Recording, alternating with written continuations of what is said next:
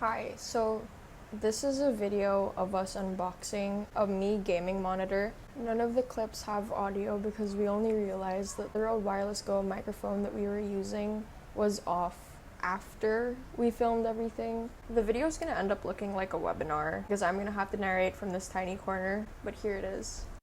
The first thing that my brother and I did was very slowly open the box that the monitor came in. And my dad got annoyed halfway through, so he just opened it himself. And the next thing we tried to do was lift the monitor out of the box, and we also couldn't do that, so my dad just took over at some point. My dad and brother just took everything out of the box and then removed all the styrofoam and removed the plastic sheet from the monitor.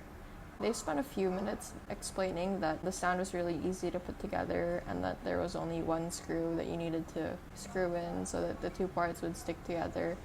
And then they stuck it on my desk and stuck the monitor on it. My dad explained that it was hard to connect the monitor to my MacBook because it only had a USB-C port, so he explained all of the wires that he used to set it up.